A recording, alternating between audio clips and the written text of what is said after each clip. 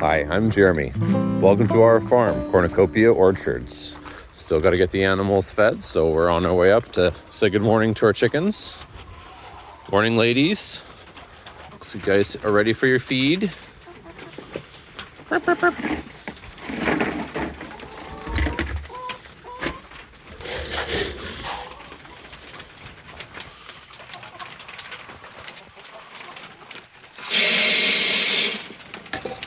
I built this little enclosure here for them. The very first thing I did actually was build this building on this farm before we even had the shop put it together yet. And it's compact. It's a very tight enclosure. They do have a nice sized run on the back for them. This is not a permanent situation. I want to make sure that they have a an easier time of things, a better life, and get them out there on the pasture once we're ready. But hopefully that's this year. It's not there yet. This shower's had a slight problem with leaking from the top since it was installed by me, so can't blame anyone else. And you can see that I've got a steel pipe, a hard metal pipe, going to the tub because I thought that's all I needed was just the tub out being in metal pipe. And I even tried to increase the total height that the water had to go in order to get to the shower head, thinking maybe that was the problem because they do specify a certain height distance. So I'm wondering if I replace this with a copper piece, if this will maybe stop leaking, because volumetrically, if you think about it, that's pushing out 1/2 inch pipe plus a little bit more because you're never running all hot or all cold. Here for reference is a 1/2 inch L-type copper pipe and a 1/2 inch hot PEX pipe. Sure doesn't look like it's the same diameter, but it is on the outside. All right, so now we've got this replaced with that 1/2 inch copper, and this is type L, so it is the thicker wall. It is supposedly what you would use in a house, so let's go find out whether or not that is fixing the issue.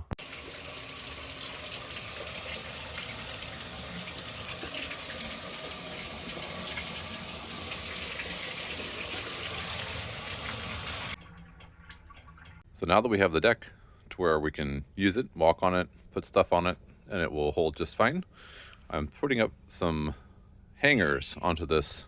The space above it right now is ideal for us to put in windows. So I'm going to put boards on, plywood, just like we did actually down here for this deck for the lower windows. And I wanted to make sure that, even whether they're slid to the wall fully or out, that they were held really well. And all we had on those before was just cross-nailed, toe-nailed in. So you can see we're up on top of the ceiling joist now. And I've built ourselves a little walkway here right outside these windows so we can get these 4 installed. And the next step, of course, is to get the actual rafter hanger board put up. Got to get that measured out. It's a very, very short roof, so it's going to be up here somewhere in there.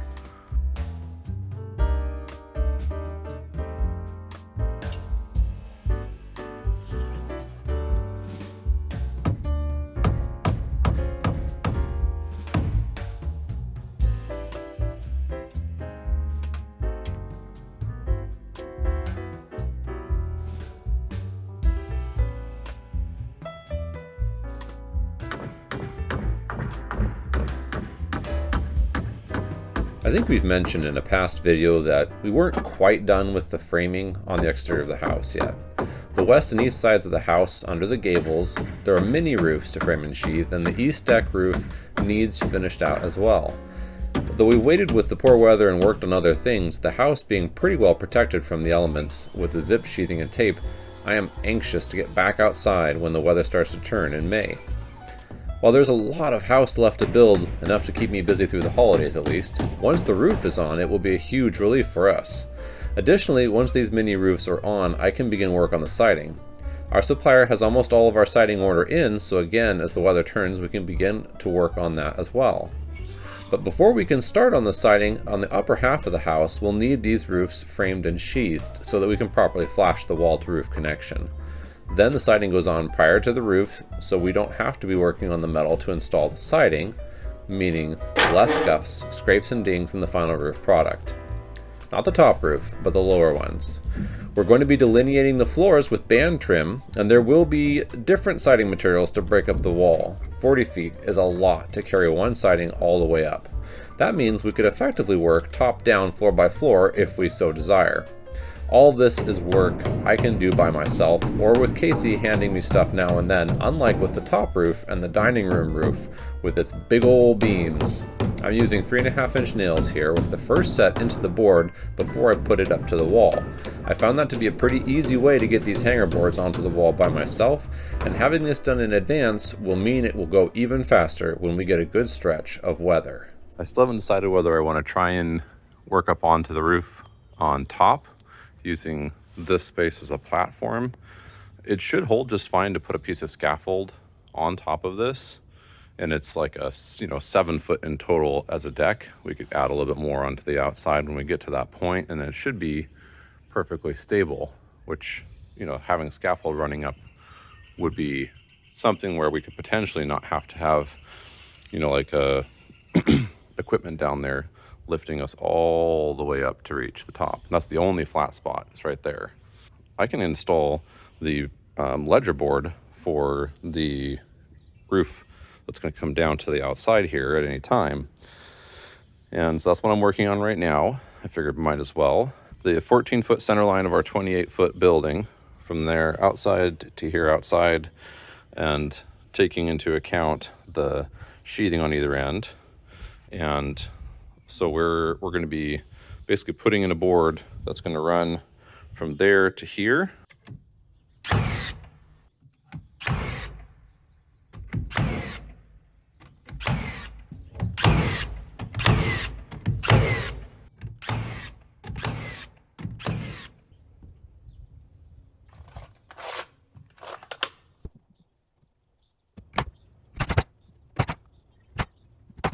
Got some storms coming through, and one of the things that I love about this hillside is that we have these tall trees coming up.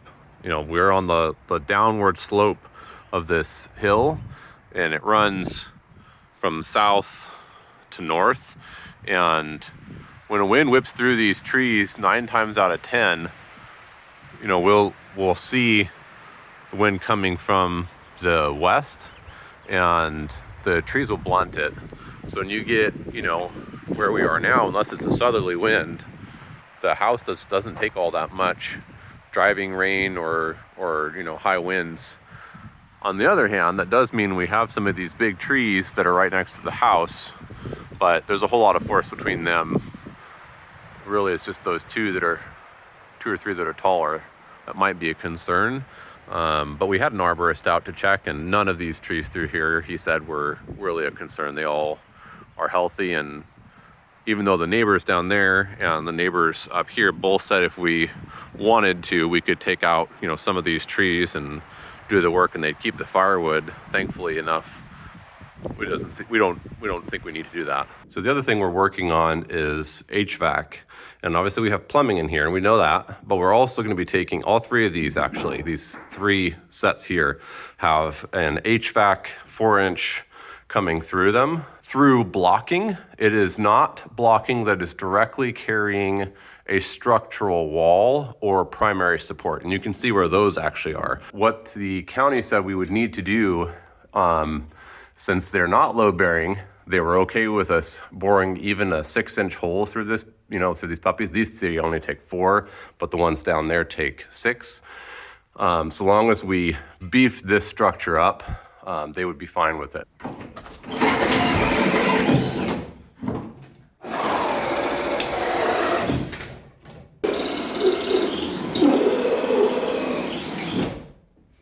So it's with sadness, but not a great deal of surprise, that I have to announce the death of yet another one of my tools. In this particular case, my subcompact Sawzall, not really meant for what I've been using it for, and it did its best, but it has indeed passed away. So using an 18-volt tool for what should really be a 36-volt tool's job, hopefully this guy lasts me a little bit better. I got a probably about, 3-4 pounds heavier machine here. Let's put it through its paces. So you can see I have 2 holes up in here. These are 6-inch holes for duct, And I already cut through on the ground the blocks I had not already put up into place. And I have 2 little pre-drilled holes to get started. I'm gonna try and use that thin tip of that Sawzall blade and then just work my way around each of the holes. We'll see how that goes.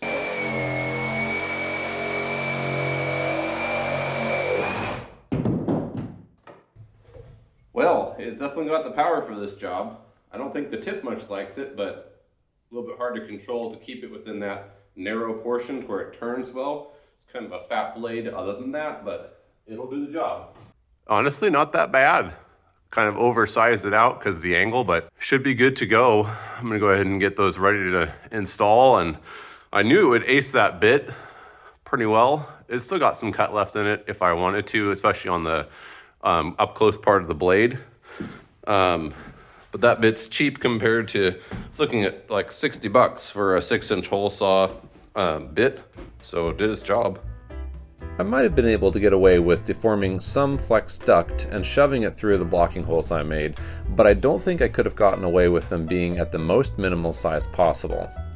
Cutting chunks of rigid metal duct and joining flex on either side minimizes the damage to the blocking, which on the 6-inch duct meant we didn't go under 2 inches on all sides, so they still should have plenty of strength to help prevent the boards from deflecting. I will say I wish I'd felt like it had been in the budget to upgrade from dimensional lumber on the joists between the floors to truss joists. It would have been very handy to run all the trades work. I still would likely have had to deal with the heavy beams though, and in the end, we're getting it all figured out anyway. That's the piece, and it's got the metal piece and it's through. And it was very tight. That's why they make these on the actual, assembly, so that when you go to fit these together, a regular end will go over that a lot easier than it will over this, especially with the sharp edges of a cut. So I'm trying this on this 4-inch to see if that's going to help get this to install nicer into this flex pipe here. So let's take a look. So in theory, this should enable me to slide this over here without catching on the sharp spots. Same as on a new install, but that is only theory until proven. So far, so good. Yeah, that seems to be working quite well. I'm not seeing any tears or anything like that. Got all those folded in. What I'm doing is I'm just taping and zip tying this. You can use the clamps, the screwdriver clamps on these things. I'm just gonna tape and tie these off is all I'm gonna do. UL listed flex tape, okay, whatever, that's gonna live there now, I guess. I'm just gonna start it and run it around. There are 2 concerns when joining flex duct and metal boots or sections up. First, leakage. You don't want any air getting out of your piping before it reaches the end of the run. Second, you want the duct to stay where you put it and not fall off the boot into the wall or floor once the sheathing is on. I've used crimps, heavy zip ties, mastic, and just plain lots of tape. All of it works, but if you follow the manufacturer's directions, you'll end up just fine. So for my little cut station here, what we're gonna do is we're just gonna set it up, measure out 20 inches for our strap cuts. It's gonna be about here. I'm gonna mark that. Just kind of blade it a little bit. It's already dull, so don't mind that. Not too dull to cut this though. Run this out to the end. And then I can repeat that as often as I need.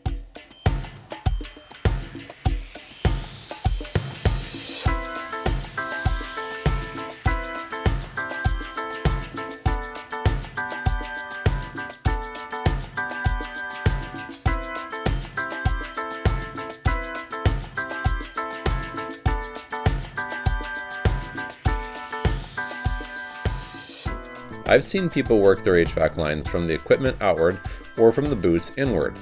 I also have put boots up and then attached the duct afterward. I don't think that pre-attaching the duct to the boot is always better. It is sometimes, but it does make it easier when there isn't much clearance between the joists and the boot or the boot and the subfloor to get a good connection from duct to boot. I've also seen some of the pros seal around the boots with mastic to the subfloor. I'd rather tape to the subfloor, but we'll see when we get closer to the finished stages what we decide to do there in the end. For now, I'm not sealing that connection off as I go.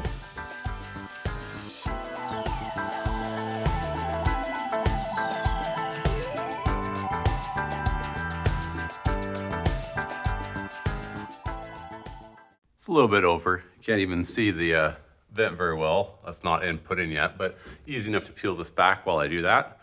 I wanted to make sure I got it nice and tight up into that space. It's gonna be pretty hard to get the sound deadening insulation up into there now, but worst case in this run, unlike in other runs, I suppose I could put it on the bottom. I am planning on putting it on the top above everything else for most everything. Also got that one done earlier. And then over here, so that's the one that's leading to the master bath. This one right here was a little short, so I have to get a coupler and no, we got to punch through and then take it up. So 2 spaces over where there's a nail right there. It's almost impossible to see, but it's there. And that is the master closet. And then the last one I'm not even going to start because it's not going to hardly be any insulated jacket on this side. It's going to come out, it's going to angle, it's going to punch through and then come over until we get to right there. There's a beam there and a beam there, and that's the HVAC closet on the far side. So I'm going to run channels and then over the top of the shower through the bathroom and then right through here. And that's going to be these 3 plus 1 6-inch are going to fit through there. I'm going to have to cut this board out and possibly even, I'm hoping I can dead end it right here. So this will be a drop ceiling. It's fairly likely that we're going to be running a return and having it come up and then just drop right in there, kind of right here at the edge.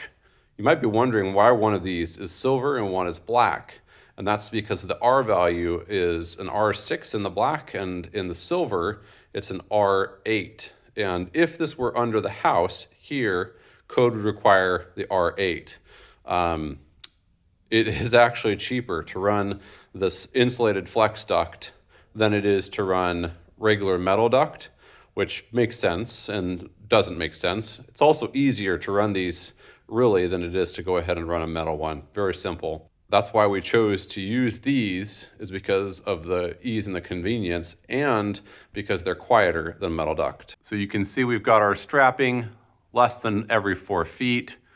It's 1.5 inches wide. Those are requirements by code. And that just makes sure that this thing is very well supported all the way through, nice and pulled tight so that it's not got any sag and so that you're not wasting any. I debated how to do this particular piece. Whether to try and, and run it through above or down below this P-trap, and it ended up having to be below the P-trap. That's what I decided. And I should still be able, at least in this run, with these being only a 4-inch, to be able to get insulation for sound deadening value up above that. One thing I am realizing as I look at what I got done today, in particular right here on the wall, is that this section here, I'm gonna have to ask the county if it's okay if I go ahead and do the insulation.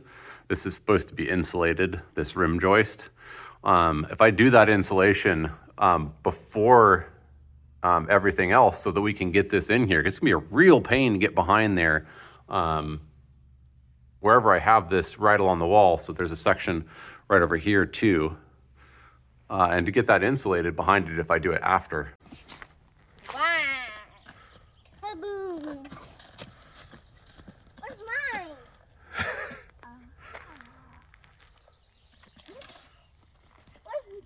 So this is the wrong kind of duct. This is actually a ceiling or wall duct, and it has a 1/2-inch flange that is designed to make it to where your drywall will meet flush with the tip. So typically you wouldn't have this flange on here in a floor register. And the reason I'm adding this type of duct boot into this floor register is because I want it to be able to come up through the floor and hold in place. Right now, this thing is actually holding up an insulation flex duct. And I've got the two sides bent down, and I've had this side bent down, and I've got to get them bent back up again. And then when it sits on the floor, bang that side back out a little bit, I can just drill this into the floor very easily, and it's going to stay there. And I like that. That makes it easier to install the duct. Just using some 3/4 inch screws. The duct is pretty much going to stay by itself.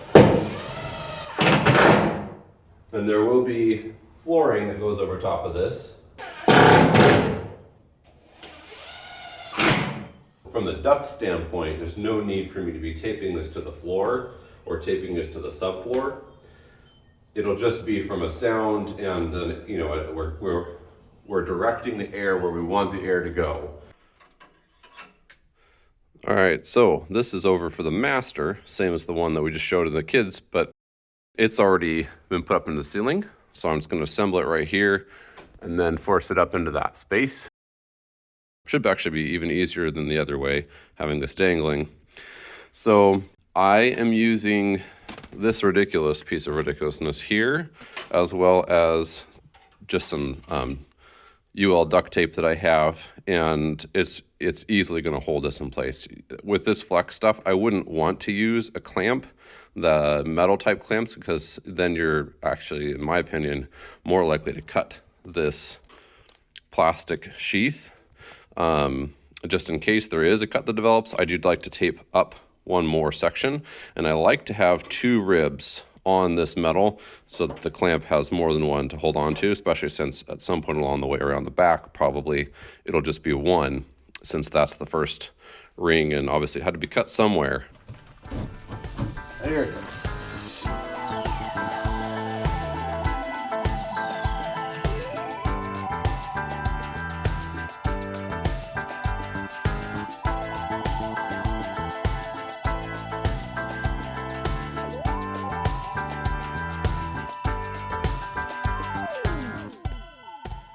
Playing a game of spot the turkey. There he is, moving through the brush. I don't. Right back there. I can't see him. A turkey.